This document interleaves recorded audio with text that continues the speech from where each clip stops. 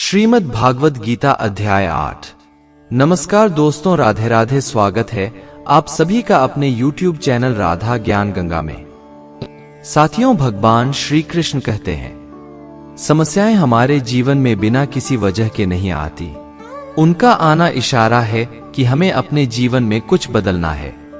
नमस्कार साथियों, स्वागत है आपका राधा ज्ञान गंगा चैनल की इस नई वीडियो में, जिसका नाम है भगवत गीता की सीख। और आज हम जानेंगे कि श्रीमद् भगवत गीता के 8वें अध्याय से क्या सीखा जा सकता है। इस वीडियो में हम बात करेंगे 8वें अध्याय की, बहुत ही सरल भाषा और आसान से शब्दों में। श्रीमद् भगवत गीता के 7वें अध्याय में हमने जाना कि ईश्वर किस तरह से इस संसार को चलाते हैं, ईश्वर को कौन से भक्त बहुत अच्छे लगते हैं, इंसान भगवान को क्यों नहीं जान पाता है तथा भगवान को कैसे प्राप्त किया जा सकता है।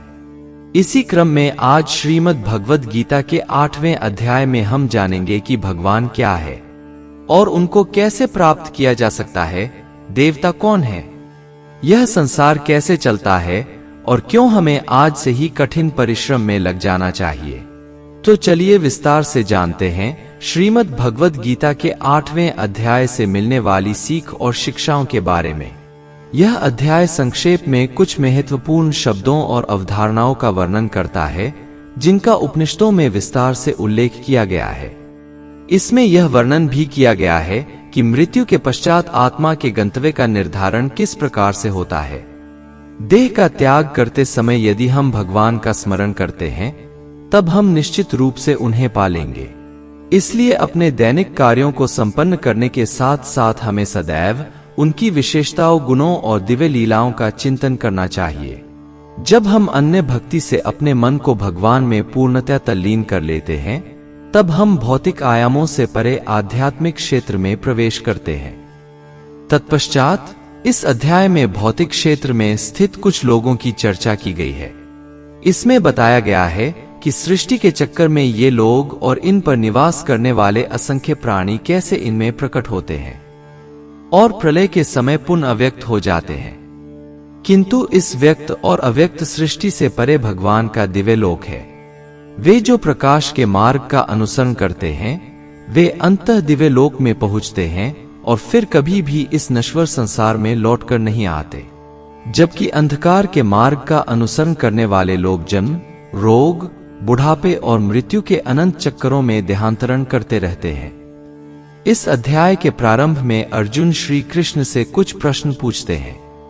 अर्जुन कहते हैं, हे मनमोहन, ब्रह्मा क्या है, अध्यात्म क्या है और कर्म क्या है, ये देवता कौन है, अधिदैव किसे कहा जाता है, इस संसार के निर्णय कौन करता है। हे मुरलीधर, दृढ़ मन से आपकी भक्ति में लीन रहने वाले मृत्यु के समय आपको कैसे जान पाते हैं। इन सभी प्रश्नों के उत्तर भगवान श्री कृष्ण इस अध्याय में देते हैं और साथ ही अपने मित्र अर्जुन को ब्रह्मांड किस तरीके से काम करता है उसकी समझ देते हैं और बताते हैं कि क्या होता है पुनर्जन्म और कब पुनर्जन्म के चक्र से मुक्ति मिलती है। श्री कृष्णा ने कहा, ब्रह्मा परम अक्षर है। ब्रह्मा यानी कि जो अक्षय होता है, जिसका कभी विनाश नहीं होता, अर्थात परम अविनाशी सत्ता को ब्रह्मा कहा जाता है। जब आप स्वयं में स्थिर भाव को लेकर आते हैं, तो अध्यात्म जो है वो आपके अंदर आता है। उस समय आत्मा का आधिपत्य हो जाता है, अर्थात आप आत्मा के वश में आते हैं। उससे पहले हम सब माया के आधिपत्य में रहते हैं, माया के वश में रहते हैं। इस प्रकार जब हमारे स्वभाव में स्थिर भाव मिल जाता है, तो हम आत्मा के वश में आ जाते हैं। यही अध्यात्म की पराकाष्ठा है, यही आखिरी स्थिति है। इसलिए किसी मनुष्य की अपनी आत्मा को ही अध्यात्म कहा जाता है। कर्म भूत काल का एक ऐसा त्याग है जिससे वर्तमान में परिणाम उत्पन्न होते हैं। हमेशा उत्पन्न और अंत होने वाले का ही नाम संसार है। जिनको शास्त्रों में परम पुरुष बताया गया है, वही देवता है, भगवान का विश्व रूप। जो इस सृष्टि में देवताओं पर भी शासन करता है, उसे अधिदैव कहते हैं।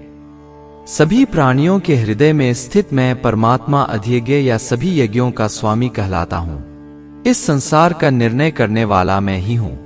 वे जो शरीर त्यागते समय मेरा स्मरण करते हैं वे मेरे पास आएंगे। इस संबंध में निश्चित रूप से कोई संदेह नहीं है। हे कुंती पुत्र अर्जुन, मृत्यु के समय शरीर छोड़ते हुए मनुष्य जिसका स्मरण करता है वह उसी गति को प्राप्त होता है, क्योंकि वह सदैव ऐसे ही चिंतन में लीन रहता है। इसलिए हमेशा मेरा स्मरण करो और युद्ध लड़ने के अपने कर्तव्य का भी पालन करो। अपना मन और बुद्धि मुझे समर्पित करो, तब तुम निश्चित रूप से मुझे पालोगे, इसमें कोई संदेह नहीं है। हे पार्थ, अभ्यास के साथ जब तुम अविचलित भाव से मन को मुझ पुरुषोत्तम भगवान के स्मरण में लीन करते हो तब तुम निश्चित रूप से मुझे पालोगे। जो लोग हमेशा मुझे याद करते हैं वे बहुत आसानी से मेरे पास आ जाते हैं, और जो मेरे पास आ जाता है उसके सारे दुख और जन्म मृत्यु के चक्कर समाप्त हो जाते हैं। यहां एक बात अत्यंत महत्वपूर्ण है कि भगवान कहते हैं मृत्यु के समय मनुष्य जिस जिस भाव को स्मरण करता हुआ इस शरीर को त्याग देता है वह उसको ही प्राप्त होता है। तब तो यह बहुत अच्छा है कि आप सिर्फ अंतकाल में जब आपकी मृत्यु होने जा रही है तब आप भगवान को याद कर लीजिए और आपको भगवान मिल जाएंगे, क्योंकि उन्होंने कहा कि मनुष्य जिस चीज को याद करता है वही चीज उसे मिल जाती है। लेकिन ऐसा होता नहीं है, क्योंकि पूरे जीवन भर आप जिसका अभ्यास कर रहे होते हैं, तो जब अंत समय आता है, जब आपको पता होता है कि मेरी मृत्यु होने जा रही है, तो अंत काल में वही विचार आपके मन में आता है जिस विचार का आप जीवन में लगातार अभ्यास कर रहे थे। इसलिए भगवान श्री कृष्ण अर्जुन को कहते हैं कि तुम निरंतर मेरा चिंतन करने का अभ्यास करो, जिससे तुम अंत काल में मेरा ही स्मरण करोगे, मुझे याद करोगे और मुझे प्राप्त हो जाओगे। श्री कृष्ण कहते हैं कि मुझे प्राप्त करके महान आत्माएं फिर कभी इस संसार में पुनः जन्म नहीं लेती हैं, जो कि अनित्य और दुखों से भरा है, क्योंकि वे पूर्ण सिद्ध प्राप्त कर चुकी होती है। हे अर्जुन, इस भौतिक सृष्टि के सभी लोगों में ब्रह्मा के उच्च लोक तक तुम्हें पुनर्जन्म प्राप्त होगा, परंतु हे कुंती पुत्र, मेरा धाम प्राप्त करने पर फिर आगे पुनर्जन्म नहीं होता।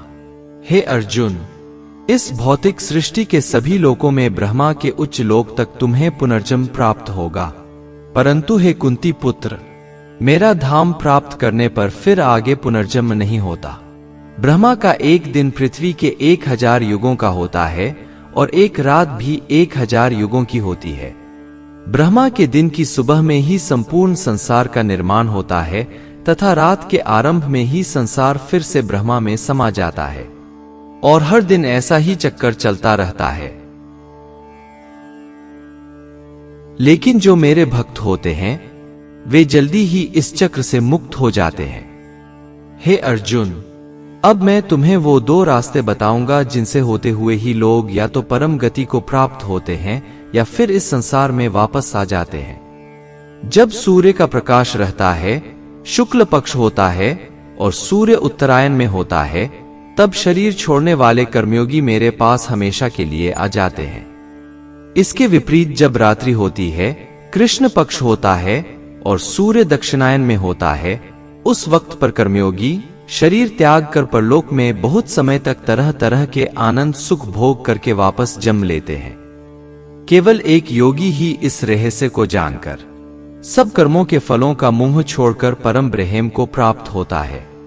मित्रों, जब आप मेडिटेशन में जाते हैं, साधना करने लगते हैं, तो बहुत सारे थॉट्स या विचार आते हैं। ऐसी बातें दिमाग में आने लगती हैं जो आपने कभी सोची नहीं होंगी, उल्टे सीधे ख्याल आते हैं। एक के बाद एक विचार जुड़ता चला जाता है। आप यहां से अचानक किसी और दुनिया में चले जाते हैं।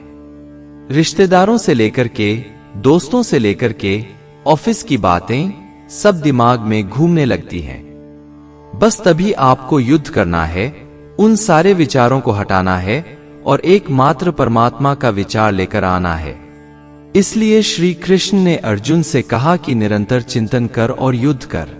आगे बढ़ते हुए भगवान श्री कृष्ण अभ्यास के तरीके को या विधि को थोड़ा और स्पष्ट करते हैं। वे कहते हैं कि सारी इंद्रियों के दरवाजों को रोक कर, यानी कि जो इच्छाएं हैं कामनाएं हैं, वासनाएं हैं, उनसे अलग होकर के अपने ध्यान को हृदय में स्थित करके अपनी आत्मा को शुद्ध करने का प्रयास करना चाहिए। दोस्तों, इस अध्याय में आपने जो भी सीखा या सुना उसका आप इस तरह से अर्थ निकाल सकते हैं कि कोई भी वह लक्ष्य जिस पर आप हमेशा के लिए अपना नाम दुनिया के सामने लिखना चाहते हैं, उसके लिए आपको बहुत कठिन परिश्रम करना पड़ेगा, क्योंकि जैसा श्री कृष्ण ने बताया कि यह संसार का चक्र बहुत बड़ा है। यहाँ लोग आते रहते हैं और लोग जाते रहते हैं, लेकिन जिन लोगों को अपनी जिंदगी में कुछ ऐसा करना है जिसकी वजह से उनका नाम हमेशा के लिए दुनिया में अमर हो जाए, उन लोगों को ज्ञान योगी और कर्मयोगी बनना पड़ेगा। ब्रह्मा का जो एक दिन है, इसका मतलब है कि यह ब्रह्मांड बहुत पहले से है और बहुत आगे तक चलेगा, और इंसान की जिंदगी इस ब्रह्मांड के सामने बहुत ही छोटी है। इसलिए ऐसा न हो कि आप जीवन में सिर्फ सपने संजो के बैठ जाओ और ब्रह्मा जी की शाम हो जाए। इसलिए साथियों, जागो, उठो और तब तक मत रुको जब तक आपको अपना लक्ष्य प्राप्त न हो जाए। नमस्कार दोस्तों, राधे राधे। साथियों, मैं आशा करता हूं कि आपने इस 8वें अध्याय से बहुत कुछ सीखा होगा। वीडियो को लाइक और शेयर करके कमेंट में जय श्री राधे कृष्ण लिखना न भूलें। साथियों, अगर इस वीडियो में मुझसे कोई त्रुटि रह गई हो तो आप मुझे क्षमा करें। मिलते हैं जल्द ही श्रीमद् भगवद गीता के 9वें अध्याय की आसान और सरल व्याख्या के साथ। तब तक के लिए खुश रहे, मुस्कुराते रहे। जय श्री राधे कृष्णा।